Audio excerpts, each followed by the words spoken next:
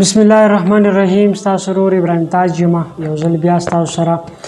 د حضرت آدم علیه السلام د واقعې د بیانولو په صورت کې نیغ په نیغه باندې یم. پرون مونږ ذکر کړی د آدم علیه السلام واقعه چونکې ډېره اوږده وه، نو په هغه مونږ په نیمه کې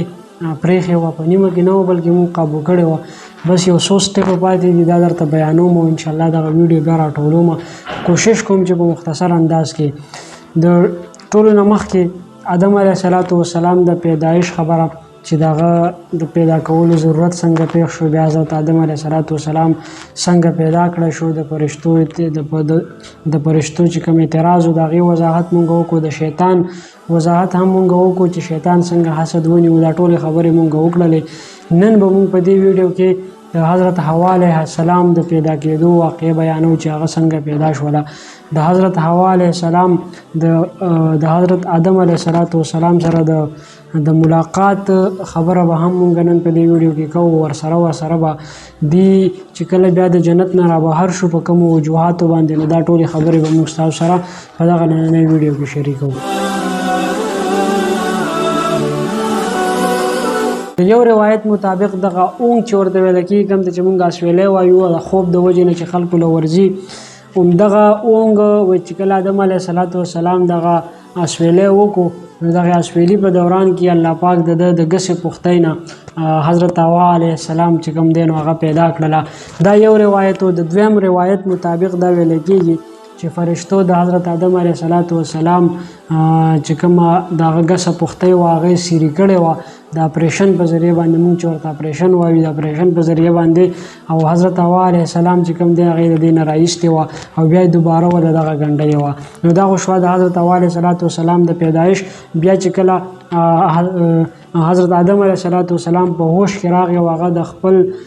د خپل جسم نه یو جدا شوی څیز د انسان په صورت کې حضرت حوا علیه السلام ولیدله، نو یقینا ډېره زیاته مینه د هغه سره پیدا شوله او الله پاک دغه جوړه پیدا کوله. ځکه خو الله پاک په قرآن مجید کې فرمایي چې والجبال اوتادا وخلقناکم ازواجا وجعلنا نومکم سباتا وجعلنا اللیل لباسا وجعلنا النهار معاشا. الله پاک چې هر یو شیز پیدا کړی دی نو دا یې په جفت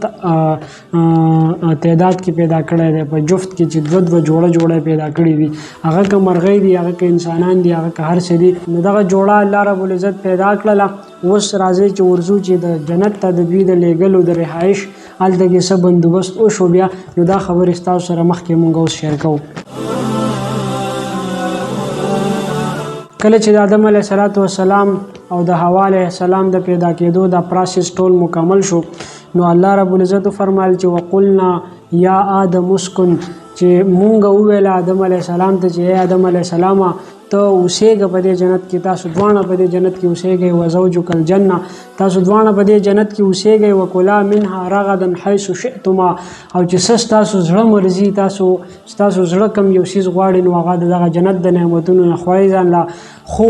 یو بوټی د صرف چې هغه بوټي ته به نه ورنږدې کېږئ، ولا تقربا هذه الشجرة فتکونا من الظالمین، که چېرته دغې ونې ته ورنږدې شوئ نو عنقریب بیا تاسو به د ظالمانو نه ګرځئ. دا الله پاک یو تمهیدي طور دی کې څه دونه څه خبره نه وه خاص، دا صرف د امتحان په طور باندې چې الله پاک په خپل انسان باندې امتحان کوي، څنګه چې په موږ باندې اوس قسم امتحانونه راځي، نو الله پاک په دغه خپل انسان باندې په خپل بنده باندې حضرت آدم علیه السلام باندې داسې یو امتحان راواچو چې ته به دې ونې ته نه ورنږدې کېږې. اوس دغه ونه د څه وه، نو د دغې ونې متعلق ډېر داسې روایات شته دی. د یو روایت مطابق خو چې دغه ونه دا شجرة الخلد وه، چې د دغې ونې میوې څوک وخوري نو دی به ټول عمر ژوندی وي، دله به بیا مرګ نه راځي. دویم روایت دا دی چې دا حضرت ابن عباس رضی الله تعالی عنه روایت دی چې دا د غنمو ونه وه، دا د غنمو ونه وه، او د څنګه چې اوس خو دا غنم داسې دي چې واړه دي، خو پخوا زمانه کې به د غنمو دانه هم ډېره زیاته غټه وه، نو دا د غنمو دانه وه. نو الله رب العزت وایي چې دې ته به نه ورنږدې کېږئ او دا به نه خورئ. دوی چې کله جنت ته بیا ور داخل شو دواړه، د هغې نه پس بیا شیطان خو د الله پاک سره دا قسم کړی و چې زه به ستا بندګان دا به زه د نیکې لارې نه اړوم او دا خلک به زه ګمراه کوم. نو هغې نه په هغې کې لومبی سټپ د آدم علیه السلام باندې واغستو. په جنت کې آدم علیه السلام او حوا علیه السلام دواړه وردننه شو. او شیطان چې کوم دی نو دا بار نو د بیا دنه د جنت ته دننوتو څه بهانه کتله. یو روایت مطابق شیطان چې کوم دی نو دا د یو ناشنا سیز په روح کې جنت ته ور داخل شوی او جنت ته ورننوتی و. د دویم روایت مطابق وایي چې دا د مار چې کوم دی نو مار جنت ته ورننوتو نو د مار په خوله کې دی ناسو دا شیطان او دی دغه جنت ته ورننوتی و. بهرحال هر څه چې و د دوو روایتو کې یو روایت چې کوم هم صحیح وي موږ به په هغې باندې عمل وکړو، خو شیطان جنت ته ورننوتو. شیطان چې کله جنت ته ورننوتو نو د حضرت آدم علیه السلام سره ملاقات وشو. هغه ته وویله کومه ونه چې الله پاک منع کړې وه چې د دې ونې نه به خوراک نه کوې، همغه ونه ورته یاده کړه چې دا وخوره. نو هغه آدم علیه السلام ورته وفرمایل چې زه خو الله پاک د دې نه منع کړی یم چې دا نه خورم. هغه ورته ویې ګوره دا ونه چې چا هم وخوړل نو ټول عمر به دا مزې کوي دا سړی او دا به ټول عمر ژوندی وي، دله به نه مرګ راځي هېڅ به موله نه راځي. چې دا خبره وکړو آدم علیه السلام خو مرګ نه پېژندو. هغه ورته چې دا مرګ څه ته ویلی کېږي. نو شیطان ورته وی چې مرګ ته نه پېژنې؟ هغه ورته چې زه نه پېژنم. شیطان ورته ځان په ځمکه باندې راغوځار کړو او خپې او لاسونه ټکول یې شروع کړل او خړاړه شروع کړو لکه د زنکدن چې څنګه په انسان مړ کېږي او زنکدن یې سخته چې وي هغه شان سخت یې په ځان باندې تېره کړه. آدم علیه السلام د مخې داسې پروت و. آدم علیه السلام چې د دا حالت ولید نو ډېر زیات داسې رنجیده شو چې بهی دا خو مرګ دی او بیا خو انسان یم او زه بیا چې کوم دی ماله به مرګ راځي. د مرګ دا سخته واقع ده خو ډېره زیاته سخته ده. نو هغه بیا بهرحال بیا هم هغه وویله چې یاره که مرګ راله راځي او که هر څه راځي خو زه الله پاک منع کړی یم د دې نه نو زه دې له نشم نږدې ورتلی او زه دا نشم کولی. ډېر زیات منت شیطان وکړو آدم علیه السلام د خو آدم علیه السلام وی چې زه الله پاک منع کړی یم د دغه ونې نه د دغه څیز د خوړو نه نو زه څنګه دا کار وکړم. نو شیطان ورته قسم وخوړو چې په قرآن کې ذکر راځي چې وقاسمهما انی لکما لمن الناصحین فدلاهما بغرور. هغه ورته قسم وخوړو د الله پاک د ذات چې زه خو ستاسو خیرخوا یم او زه خو ستاسو خیر لټوم نو لهذا ته څنګه زما په دې خبره باندې عمل نه کوې. نو بهرحال آدم علیه السلام چې کله واورېده چې د الله پاک په ذات قسم وخوړو نو بیا د په دې خبره باندې عمل وکړو او دی دغې ونې ته ورنږدې شو. د دغې ونې نه چې څنګه دغه میوه وخوړله نو چې څنګه یې خولې ته دا میوه ور واچوله نو الله پاک د دې نه دې چې کومې د نور جامې ور اغوستلې وې کومه پرده وه د دواړو هغه ته الله پاک لرې کړله. دا دواړه داسې بربنډ پاتې شو. نو آدم علیه السلام چونکې د قد نه هم ډېر زیات دنګ و، د هغه ویښته هم ډېر زیات و، د هغه د سر ویښته هم اوږده و. نو آدم علیه السلام د ځان د پټولو کوشش کو داسې روانېدو نو د ده د ویښته په یو ونه پسې ونختل. نو الله پاک ورته آواز ورکړو چې آدمه دا څه کې چېرته روانې؟ هغه ورته چې الله پاک زه ستا نه حیا کوم، ستا نه ماله شرم راځي ځکه چې زما کپړې نشته دي. ابن عساکر رحمت الله علیه روایت کړی چې کله الله پاک حکم وکړو چې آدم علیه السلام او حوا علیه السلام د دې جنت نه بهر کړي نو حضرت جبریل علیه السلام یې راوغوښتو او هغه د آدم علیه السلام چې کوم د جنت اوزارو د اچولي وو په هغې کې کمربند هم دی، د کمربند یې هم ترې لرې کو او د سر باندې چې کوم تاج نو هغه تاج یې هم ترې لرې کو او د هغه ځای نه د ده په هغه وخت کې عربۍ ژبه وه. نو بیا جبریل علیه السلام د الله پاک په حکم باندې د ده نه د عربۍ د ژبې دا توري هم واغېستل او دله د سوریانۍ ژبې د ده ژبې چې کومه ده هغه یې ګویا کړله په سوریانۍ ژبه باندې. عربي ژبه یې هم ترې واغېسته، جنت یې هم ترې واغېستو، د جنت نعمتونه یې هم واغېستل صرف او صرف د یو شیطان د وجې نه چې شیطان ورته وویل د الله پاک په ذات یې قسم وخوړو. الله پاک ته تپوس وکړو چې آدمه ته ولې ما ته وویله ښه چې زما د خبرې نافرماني مه کوه، دې ونې ته مور نږدې کېږه، ته بیا ولې ورنږدې شوې؟ آدم علیه السلام په ژړا شو چې الله پاکه ما خو دا شیطان ما نو پېژندلی، ده ما ته ستا د ذات قسم راکړو، ستا د ذات قسم یې راکړو نو زما پې باور راغی نو ما دا ونه وخوړله. یعنې که ستا د ذات قسم یې نه وی راکړی نو ما به هېڅکله دا ونه نه خوړله. او آدم علیه السلام حوا علیه السلام دواړه د جنت د نعمتونو نه رابهر شو.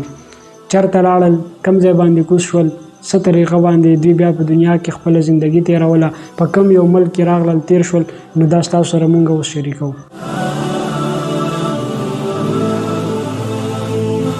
اول دغه خبره زموږ نه پکې هېره شوله چې کله آدم علیه السلام او حوا علیه السلام دواړه پیدا شو نو بیا الله پاک د دوی نکاح تړله او په هغه نکاح کې مهر څه و؟ مهر څه کالی نه و، 15 تولې، 10 تولې، 20 تولې کالی پکې نه و، بلکې صرف او صرف په پیغمبر علیه السلام زموږ او ستاسو پیغمبر آخري پیغمبر جناب محمد رسول الله صلی الله علیه وسلم باندې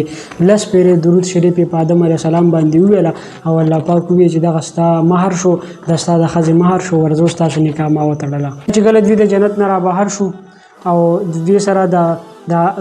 د آدم علیه السلام سره یو خاخو د جنت د ونې او یو د جنت د ونو نه جوړ کړی شوی تاج د آدم علیه السلام په سر باندې. ډېرو متفقه روایتونو مطابق حضرت آدم علیه السلام په هندوستان کې کوز کړی شوی و، چونکې هغه وخت د هندوستان او دا ټول یو بري صغیر د هندوستان سره که تاسو په نقشه کې وګورئ خواته سریلنکا راځي.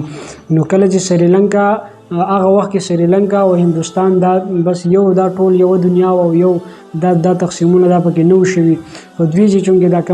کم روایت لیکلی دی نو د دې مطابق دا په هندوستان کې کوز شوی او هندوستان چې کوم دی نو دا د سریلنکا سره بالکل ټچ راځي. نو دا تقریبا د سریلنکا او د هندوستان دواړو روایات یو دي. نو هغه وخت کې به دا دواړه په یو ملک باندې حسابېدل. نو په سریلنکا کې د حضرت آدم علیه السلام د کوزېدو دوی پیشنګویي کړې ده. حضرت حوا علیه السلام چې کوم هغه په جده کې کوزه کړې وه او شیطان چې کوم دی نو د الله پاک د بصرې نه لږ شانتې مخکې یو ځای و هغې ته ویل کېږي سیستان، په هغې کې یو شیطان کوز کړی و او د هغې سره چې کوم مار و نو هغه مار په کوم مار په خوله کې چې شیطان ناست و جنت ته داخل شوی و. نو دا یو اصفهان یو علاقه ده دا په هغې کې کوز کړی و دا مار. او په یو بل روایت کې راځي چې طاووس هم و د شیطان په د جنت ته په ننوتو کې د یو طاووس هم لاس و. نو دغه طاووس الله پاک دا په کابل کې کوز کړی و. دا د یو روایت مطابق دغه خبرې وي. کله چې دوی جنت نه را بهر شو آدم علیه السلام او حوا علیه السلام ډېر زیات فریاد کو چې ځمکې ته راغلل، ځمکې حالات یې ولیدل چې دا څه کېږي، دا څه روان دي، موږ د ښکلي نعمتونو نه د هر څه نه محرومه شو، موږ راغلو اوس دلته کې په دنیا کې دا څه د غم او د درد او د تکلیف. آدم علیه السلام دومره جوړلي وو چې هغه انتها نه وه. په بعضې روایتونو کې راځي چې آدم علیه السلام د جنت نه په بهر کېدو باندې دومره اوښکې تویې کړې وې که چېرته د هغه را روان څومره چې هم د آدم علیه السلام اولاد دی د دې ټولو د اوښکې راټولې که دا د آدم علیه السلام دغې لکه په دغه جړا کې چې کومې اوښکې تویې شوې وي نو دې اوښکو ته نه رسي. د دې ټولو خلکو د اوښکې راټولې کړې خو د آدم علیه السلام چې کومې اوښکې تویې کړې وي نو دا هغې ته نه رسي. بله خبره دا ده چې 40 ورځې آدم علیه السلام روټۍ نه وخوړلې، آدم علیه السلام اوبه نه وې څښلې، آدم علیه السلام په غم کې و، په درد کې و، په پریشانۍ کې و. الله رب العزت هغه جبرئیل علیه السلام راولېږو چې کله جبرئیل علیه السلام راولېږو هغه په ځمکه باندې اذان وکړو او په اذان کې محمد رسول الله لفظ پکې راغی. دغه کلمه چې کله پکې راغله نو آدم علیه السلام ډېر زیات خوشحاله شو. بیا آدم علیه السلام ځان له معافیانې غوښتې ده الله پاک نه چې الله پاک زما نه ډېره ګستاخي شوې ده او زما نه ستا د حکم نافرماني شوې ده. الله پاک ورته چې کوم سیز ته مجبوره کړې چې تا دغه میوه وخوړل نو هغه ورته ویل چې ما د حوا علیه السلام په خوله باندې عمل وکړو، هغه په شیطان باندې زړه وسېزو، شیطان ستا د ذات قسم ورکو. نو ما له هغه مشوره راکړله، حوا علیه السلام ما له مشوره راکړله چې یاره به خیر د دا ونه وخوره. نو الله پاک ورته وفرمایل چې دا زنانه وه، زنانه ذات و، تاله دوکه درکړې ده، تاله غلطه مشوره درکړې ده، په دې بنیاد باندې به زنانه ذات په ده باندې به د حیض بیماري هم راځي، په ده باندې د زنانو خپلې خفیه بیمارۍ دي، د حیض بیماري به هم راځي، د ماشوم په پیدا کېدو کې به په ده باندې زه تکلیف هم راولم، د ښځې مقام به هم د سړو نه د سړو په نیمه باندې د سړو نه بیا مقام هم کمی، د سړو نه بیا عزت هم کمی، د سړو نه بیا طاقت هم کمی. نن سبا چې په زنانو باندې کم د ماشوم پیدا کېدو کې تکلیف تېرېږي او یا نورې بیماریانې راځي، هغه خفیه بیماریانې کمې د ښځو بیماریانې وي هغه که په زنانو باندې راځي او په زنانو باندې تکلیفونه راځي او یا د زنانو حیثیت د سړو نه کم دی، نو دا صرف او صرف همدغه یوه وجه ده چې آدم علیه السلام د حوا علیه السلام په غلطه مشوره باندې عمل کړی و. آدم علیه السلام ته چې کله یاد شو چې زه خو چې کله الله پاک پیدا کولم نو ما داسې وکتل د عرش د کرسۍ لاندې یوه کلمه لیکله شوې وه چې لا اله الا الله محمد رسول الله. نو د پیغمبر صلوات والسلام نوم یې هلته کې لیدلی او نو ده په ځمکه کې دا سوچ وکړو چې ته راشه زه د دغه محمد د دې نوم واسطه الله پاک له ورکوم که چېرته الله پاک ما په دې باندې معاف کړي. نو د هغه نوم واسطه یې ورکړله او په هغه نوم په وجه باندې الله پاک چې کوم دی نو هغه ته مغفرت وکړو آدم علیه السلام ته. بیا یې تپوس وکړو چې تا څنګه د دې نوم تا ته پته ولګېده؟ هغه ورته الله پاکه چې کله تا پیدا کړم کړم ما ستا د عرش کرسۍ ته وکتل په هغې باندې د محمد رسول الله نوم لیکلی شوی نو ما وی چې دا به د الله پاک ډېر خاص بنده وي راشه د ده په واسطه باندې معافي وغواړه نو الله پاک آدم علیه السلام ته معافي وکړله آدم علیه السلام د هغه ځای نه را روان شو راغی مکې مکرمې ته د هلته کې د حج چې کوم مناسک ویلی کېږي په روایت کې د سره حجر اسود هم و حجر اسود دا د جنت یو کاڼی دی حجر اسود هم ورسره و او د سره چې کوم هغه شاخ و د ونو هغه هم ورسره و د جنت د ونو شاخونه نو هغه په هندوستان کې ځای په ځای باندې هغه خوشبوداره ونه وه هغې به خوشبو کوله نو د دنیا کې چې را کوم زما په خیال کې دا ګلونه مولونه دي دا ګلونه چې کم چې دا ښایسته خوشبوګانې کوي جو دغه د جنت دغه نسل دی هغه آدم علیه السلام د خپل ځان سره راوړی و بهرحال آدم علیه السلام روان شو د مکې مکرمې طرف ته هلته کې چې کله دی لاړی نو د ده او د حوا علیه السلام ملاقات دا په عرفات په ډیرۍ باندې شوی و ځکه چې د عرفات معنی هم ده چې یو بل پیژندل نو هلته کې د دې دواړو د یو بل سره پیژندګلو شوی و پیژندګلو څنګه شوی وه چې دې دواړو دومره جوړلي وو دومره تکلیف او دومره فریادونه کړي وو چې د دوی د ډېرې ژړا د لاسه او ډېر د غم د لاسه د دواړو مخونه تک تور شوي وو کله چې دوی د عرفات په ډیرۍ یو بل سره میلاو شو نو دوی یو بل نه پیژندو بیا حضرت جبریل علیه السلام راغی او د دې دواړو یو بل منځ کې تعارف وکړو یو بل منځ کې پہچان وکړو نو آدم علیه السلام د حج مناسک چې کوم وو نو هغه پوره کړله حج وکړو او بیا دغه حجر اسود دا کاڼه چې کوم نو دی په خپل ځای باندې کېښود بیا الله پاک ته چې الله پاکه بره خو بیت المعمور کوم چې په څلورم اسمان کې بیت المعمور واقع دی هلته کې فرشتې د هغې نه طواف کوي هغه د فرشتو قبله ده ویل چې په دې دنیا کې خو داسې څه نشته چې زه هغې ته ودرېږم زه هغې ته لمونځ وکړم او یا زه د هغې عبادت وکړم نو زه به کوم طرف ته مخ کوم نو الله رب العزت د اسمان نه بیت المعمور راکوز کو او دا یې د دې کوم ځای کې چې اوس دا کعبه شریفه ده په دې کې په دغه ځای باندې جنت المعمور دا کېښودو بیا څه وخت پس د آدم علیه السلام ته الله پاک وویل چې ته به د دې حفاظت کوې که ته نه وې خپل اولاد ته به نصیحت پرېږدې چې د بیت المعمور حفاظت کوي څه وخته پورې بیا د نوح علیه السلام طرف ته چې کله واقعه واورېدله نو د نوح علیه السلام په دور کې چې کله طوفان راتلو نو الله پاک بیا د بیت المعمور واپس خپل ځان ته چوت کړی و هلته کې یوله پناه ورکړې وه نو بهرحال دا بیا د بیت المعمور دا د آدم علیه السلام کعبه وګرځېدل آدم علیه السلام او حوا علیه السلام په دغه ځمکه کې دوی رهایش پذیر شو آدم علیه السلام څه څیز و داسې څه بوټی و د خوراک په دې دنیا کې هغه یې وخوړو چې هغې څنګه وخوړو نو آدم علیه السلام له ډک اودسمات یې ورغی آدم علیه السلام وویل چې دا اوس زه په کم غم کې واوړېدم ناشنا اولنی ځل دی لومبی ځل دی آدم علیه السلام په خېټه باندې دړ راغی او بیا ډېر سخت په پریشانۍ کې و چې دا زه په کومه مسله کې اخته شوم نو هغه بیا جبریل السلام راغی او هغې ته طریقه وښودله چې دا ډک اودسمات دی او دا انسان چې کله وخوري نو بیا دا واپس وباسي هم د دې اخراج هم کېږي نو آدم علیه السلام بیا هغې نه هغه چې کله هغې ډک اودسمات کړو د هغې هغه تکلیف ختم شو نو آدم علیه السلام نور هم زیات په پریشانۍ کې شو چې دا څنګه دنیا ده په دې کې خو په جنت کې خو چې به چا څه شی وخوړو نو هغه به د یو څیز د جنت د ونو په خوشبو کولو باندې یا داسې په اسویلي باندې وه یا په یو ټوخي باندې به د هغه چې کوم خوراک به یې کړی وه ازمېدو نو دا خو دنیا ده په دې دنیا کې دومره ګند او دومره څښاوالی او دومره څښا دنیا بهرحال آدم علیه السلام ډېر زیات پریشان او ډېر زیات انتهایی کله چې د آدم علیه السلام توبه هم قبوله شوه دوی په ځمکه کې رهایش پذیر شو د هغې نه پس الله پاک ته آدم علیه السلام مخاطب شو چې الله پاکه مالا څه ناڅه ما سره امداد وکړه زما را روان نسل چې کوم دی زما اولاد چې کوم دی هغه د شیطان د وسوسو نه او د دغه څیزونو نه محفوظ وساته نو الله پاک آدم علیه السلام ته وویل چې زه به ستا د بندګان زه ستا چې کوم اولاد دی د هغوی سره به زه د یو سره به زه فرشتې مقرر کړم هغه به د شیطان د وسوسو د دې څیزونو نه ساتي آدم علیه السلام وویل چې نه چې دا ما دپاره پوره نه ده دا کافي نه ده بلکې نور هم سره هم وکړه په ما باندې زما په راتلونکي اولاد باندې نو الله پاک ورته وفرمایل چې ستا اولاد چې کله هم دوی د توبې نیت وکړي که هر څومره ګناه یې کړي چې څومره ګناهونه یې کړي خو چې کله هم دوی د توبې اراده وکړي د توبې د قبولیت دروازه به 24 غنټې اینی ټایم د ده دوباره کولاوي چې کله هم دوی توبه وباسي نو دوی توبه ایستی شي دا ما ستا د اولاد دپاره خصوصي پیکیج تاله درکړو نو آدم علیه السلام په دې باندې ډېر زیات خوشحاله شو بیا جبریل علیه السلام یو ندا وکړه یو اواز یې وکړو چې د ځمکې مخلوقات او په ځمکه کې چې څومره مخلوقات دي که هغه په سمندر کې دي که هغه په وچه باندې دي ټول ته دا اعلان وکړو چې الله پاک تاسو د پاره یو خلیفہ الله پاک خپل خلیفہ دی دنیا ته را لګل یا په تاسو باندې حکومت کوي دا غبا قدر کوي دا غو عزت کوي نو دا ټول چې څومره زناور دي دا ټول د حضرت آدم علیه السلام مخې دراجم شو د آدم علیه السلام نه غیر چاپیره تاو شو آدم علیه السلام چې په څومره زناورو باندې را پاس لاس راخ کو او چې په کوم باندې د آدم علیه السلام لاس راخ کله شو نو هغه زموږ د پاره حلال کړی شو لکه غواش ولا هغه به خلک په کور کې ساتي غواش ولا اس شو دغه رنګ د بیزش ولا د میان شو دا کم سيزونه چې موږ ته حلال دي او یا هغه دغه ساتل زموږ د پاره حلال دي نو هغه او کم چې په کور کې خلک په قدر او په عزت سره ساتي لکه اس شو خر شو نو د دې ټولو آدم علیه السلام د دې په ملا باندې لاس راغله نو ځکه دا دوی ته الله پاک دغه شرف حاصل کو او د کوم په ملا باندې چې د آدم علیه السلام لاس نو راغله نو هغوی په هغه ځای باندې بیا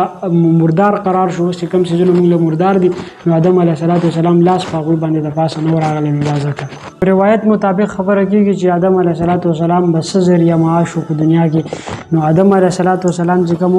هغه د یو روایت مطابق راځي چې آدم حارسن آدم علیه السلام دا کاشتکار او د کاشتکاری کوله داسې د ډیرو پیغمبرانو خپل خپل هنرونه او د هغوی سره لکه د حضرت ادریس علیه السلام سره د ګنډلو هنر او پیغمبر صلی السلام به بیزې کول ساتل څاروي به ساتل او بیا تجارت کوو نو دا یو پیغمبر خپل یو هنر او یو فن او د هغې سره نو د حضرت آدم علیه السلام سره د کاشتکارۍ فن او د به چې کوم دی نو ځمکې به په ځمکو کې به د مختلف قسم تخمونه دا به کرل او دا به دغه د ذریعه معاش او په دغه باندې به د ژوند تېرو بیا چې کله آدم علیه السلام راتلو د جنت نه نو د ځان سره یوه عصا راوړې وه او د ځان سره څه تخمونه هم راوړي وو نو دغه عصا چې کوم دی نو دا بیا نسل در نسل را روانه وه چې حضرت موسی علیه السلام پورې دغه عصا راورسېدله او هغه به د هغې نه به اژدها هم جوړېدله او هغې کې چې کم کمالات نو هغه به د موسی علیه السلام په واقع کې انشاءالله مخکې راځي به مونږ وایو کم تخم چې حضرت آدم علیه السلام ځان سره راوړی و د جنت نه په هغې کې شیطان ګوتې ووهلې لاس یې پکې ووهو نو د کم تخم سره چې د شیطان لاس ولګېدو نو هغه تخم هغه پزول شو بې ځایه شو او کم تخم چې د هغه د لاس د وهلو نه بچ شو نو هغه تخم چې کوم زموږ دپاره په کار راغلی لکه غنم شو لکه څومره چې هم تخمونه دي او موږ یې په کار راولو یا زموږ د خوراک دپاره دي او یا زموږ د نور ذریعه معاش دپاره دي نو دا ټول د شیطان د لاسو نه بچ شوي بیا د حضرت حوا علیه السلام چې په کله هم اولاد کېدو هغه به جوړه پیدا کېدل یو بالک و بل به جینۍ وه یو بالک و بل به جینۍ وه او هغه دواړه به بیا د یو بل سره نکاح کول نو کله چې قابیل پیدا شو نو د قابیل سره چې کومه جوړه د خپل خور پیدا شوې وه نو هغه اقلیما وه د هغې نوم اقلیما و دا یوه جوړه لومبۍ پیدا شوله بیا دویمه جوړي چې کله پیدا شوله نو په هغې کې د هلک نوم حابیل و خو د هغه سره چې کومه جینۍ پیدا شوې وه نو هغه داسې ډېره زیاته ښایسته نه وه په اقلیما باندې د قابیل او د حابیل د دواړو چې کله لانجه شوله نو بیا آدم علیه السلام هغه وخت مطابق دا یو دستور و آدم علیه السلام وویله چې ورشئ تاسو د خپلې خوښې څه راوړئ صدقه راوړئ ګورو چې د چا صدقه الله پاک ته قبوله شوه نو بس فیصله به د هغه په حق کې کېږي نو د قابیل چې کوم نو دی لاړی او دا ردي د غنم چې کوم دی بیکاره غنم نو دا یې راوړل په صدقه کې دا یې کېښودل او چې کوم حابیل نو هغه د خپل چې کوم هغه څاروي و د هغه ساتلي و د هغې کې چې د ټولو نه کم ښه ګډ نو هغې راوستو هغې د صدقې په طور باندې کېښودو د اسمان نو به یو اور راتلو هغه اور چې په کومه صدقه باندې په کوم څیز باندې به اور ورغې نو هغه به قبوله شو دا د هغه وخت یو د الله پاک یو دغه نو هغه چې کوم هغه اور راغی نو هغه دغه ګډې د ځان سره چوت کو هغه په هغه ګډ باندې هغه اور راغی نو قابیل خو په حق باندې نه و نو قابیل چې کوم غنم هغه راوړي نو هغه خو د هغه هلته کې قبول نه شو لهذا قابیل بېلله او اقلیما چې کوم دی نو دا یې حابیل ته واده کړله د حابیل سره نکاح وشوله نو قابیل ورته وویله چې زه به تا وجنم د خپل ورور ته یې وویله دوی یو ورځ د حابیل دی په یو ځنګل کې په یو کاڼي باندې سر ایښودی و او دی هلته کې اوده و چې کله اوده و نو د قابیل به د شانه راغی او د پسې کاڼی راواغستو دی په سر باندې ووخو او د هغې د وجې نه دا یې شهید کو کله چې شهید کو چې کله حابیل شهید شو نو بیا دله چل نه ورته قابل له چې اوس به د سره څه چل کوم ځکه چې آدم علیه السلام په اولاد کې لومبنی قتل نو هغه داسې کار وکړو چې هغه د ځان هغه حیران و چې اوس به د سره څه چل کوم خو الله پاک په یو روایت کې راځي چې داسې یو کارغه په بل کې راځي چې 2 کارغان راغله هغه یو پرېوتو هغه مړ شو او هغه بل کارغه چې کوم دی هغه پرې راغی او هغه وله په خپلو پنجو باندې ځای راوکنو او باغې کې ورله ځای وکړو او باغې کې خښ کړو نو چې کله قابیل دا ولیدل دغه کارغه د اندازې ولیدو د طریقې ولیدله نو بیا هغه مومقه شانتې وکړل او د ځمکې نه هغه ځمکې راوکنل او د حابیل یې په هغې کې دننه دفن کو بیا چې کله آدم علیه السلام حج له تللی نو دا یې د خپلې قبیلې د خپل چې کومه رعایه وه د هغې مشر کړی و د قابیل نو چې کله هغه واپس راغی آدم علیه السلام نو تپوس یې وکړو چې حابیل څه شو کله چې تپوس وکړو چې حابیل څه شو هغه آدم علیه السلام ته جواب ورکړو چې زه ته نه یم خبر حابیل ما نه دی لیدلی بیا د هغې نه پس دا ځمکه که تاسو وګورئ دا ځمکه اوبه ځان ته راکاږي خو وینه ځان ته نه راکاږي کله چې پر ځمکه باندې وینه توی شي نو دا اومقه شانته د ځمکې د پاسه یي د دې مین راز څه دی وجه څه ده هغه دا ده چې کله دوی د حابیل شهید کو قابیل راولګېد او حابیل شهید کو نو په دغې باندې هغه ځای باندې چې کوم دی نو وینه پرېوتله نو حضرت آدم علیه السلام چې کوم دی نو هغه د خاوره لعنتي وګرځوله د هغې نه پس دې ځمکې قسم وکړو چې زه به د انسان وینه یې که هر څه یې خو چې د وینې صورت نو زه به دا ځان ته نه جذب کوم نو دا په دغه وجه باندې دا ځمکه ځان ته دا وینه ځکه نه راکاږي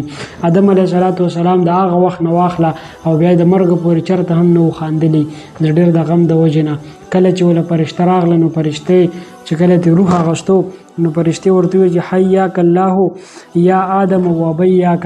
نو آدم علیه السلام وویل چې حیاک باندې خو پوه شوم خو په دې بیاک پوه نه شوم چې د دې څه معنی ده نو فرشتو ورته وویل چې دا خو موږ هسې ستا د خندولو دپاره تا ته دا خبره وکړله دا کوم چې اوس دا وحشي ځناور دي او دا کم دا مرغۍ چې زموږ لاسه نه راځي او موږ سره عادتېږي نه او زموږ نه تښتي نو په دې کې هم د قابیل او د حابیل دواړو د دغه قتل دا قصه شامله ده چې کله حابیل قتل کو نو د ټولو مرغو او دا چې کوم د انسانانو نه متنفره شوې د انسانانو نه واوړېدې د حضرت آدم علیه السلام 40 بچي وو په هغې کې ټول به جوړه پیدا کېدل لکه حابیل قابیل صالح عبدالرحمن او حضرت شیس علیه السلام بیا حضرت شیس علیه السلام د آدم علیه السلام په خپل عمر کې چې کله د ژوندی و نو په خپل عمر کې خپل خلیفه مقرر کو حضرت شیس علیه السلام چې زما نه پس به زما منصب همدی سنبالی اوس راځو د حضرت آدم علیه السلام د وفات طرف ته چې آدم علیه السلام وفات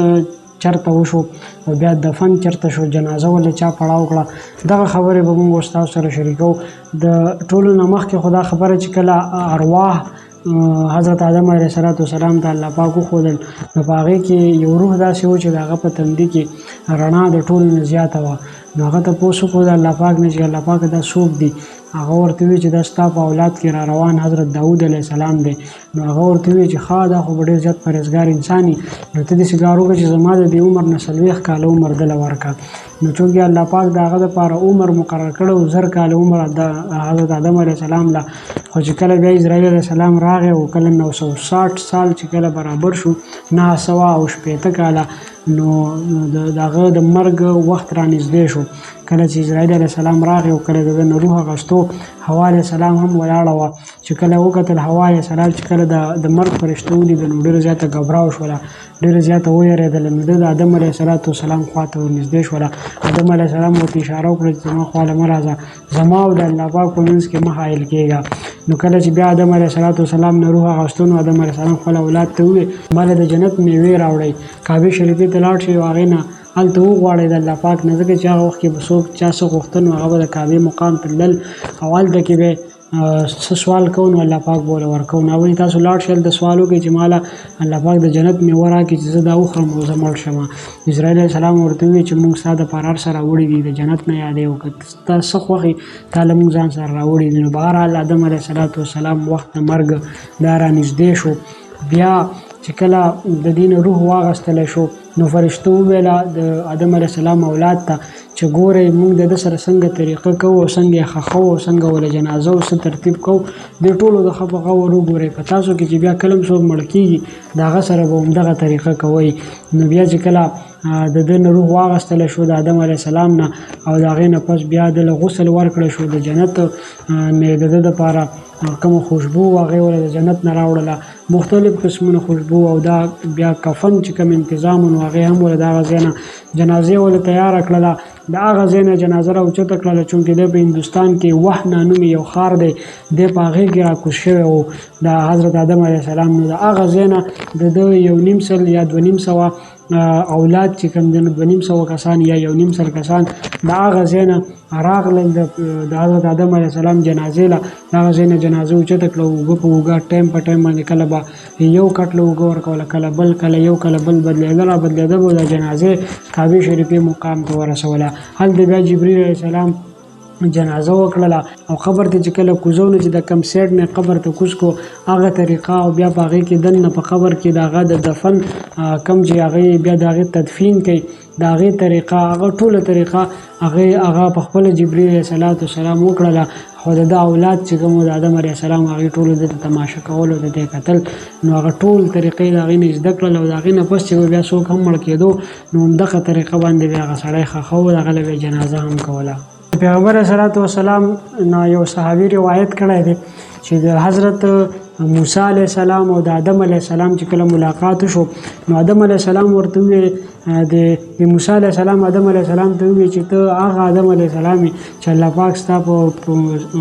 چې لومبی د انسان تخلیق ستا نه کړی دی او روح چې کوم دی نو لومبی په تا کې اچولی دی ته هغه نو هغه ورته وویل چې او زه هغه آدم علیه السلام یم نو هغه موسی ورته وویل موسی علیه السلام چې تا ولې موږ دونه په تکلیف کې واچولو تا موږ هلته به پاتې شوی وي هلته کې به وي نو ستا به نسل او ستا به اولاد هم مخ هلته په جنت کې به وو مزې به وي تا ولې هلته کې هغه ځای کې ستا نه غلطي وشوله او تا موږ دلته په مشقت کې واچولو نو هغه ورته وویله حضرت آدم علیه السلام چې ته هغه پیغمبر یې هغه موسی یې که نه چې تا د الله پاک سره مناجات کړي دي دا د الله پاک سره ملاقات کړی دی خبرې دې ورسره کړي دي هغه ورته ویل چې او زه هغه موسی یم ویل په تا باندې الله پاک تورات نازل کړی دی ویل چې او په ما باندې تورات نازل کړی دی بیا آدم علیه السلام ورته وویله حضرت موسی علیه السلام ته چې تورات کله لیکلی شوی دی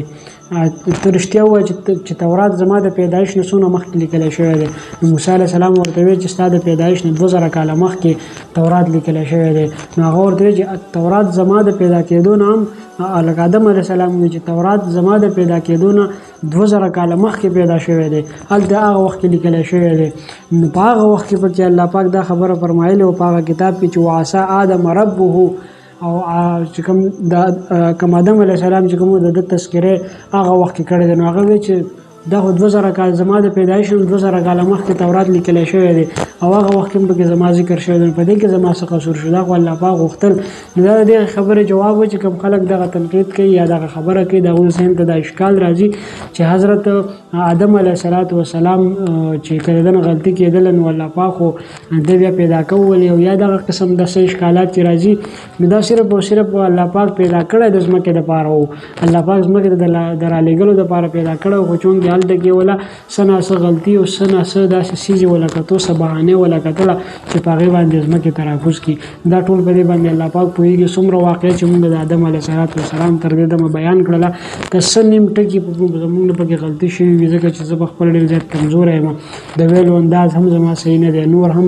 داسې ده چې د مطالعې لحاظ سره کمزوری یم نو خامخا زما نه به څه غلطي شوي وي څه ټکي نیم کې نو زه ډېره زیاته معافي غواړم د ټولو ملګرو نو د الله پاک نه خصوصا په هغې باندې بخښنه غواړم د وجیز برګه میاشت ده انشاءالله د دې نه پس چې مونږ کومه موضوع راولو نو هغه د حضرت شیس علیه السلام ده حضرت شیس علیه السلام څوک و حضرت شیس علیه السلام ته نبوت میلاو شو حضرت شیس علیه السلام خپل تبلیغ څنګه جاري وساتو څومره چې هم د هغه متعلق واقعات دي انشاءالله پر روانه ویډیو کې به موږ ستاسو سره هغه شریکو تر دې دمه چې چېرته هم یې خوشحاله اوسئ اباد اوسئ د لوی الله په امان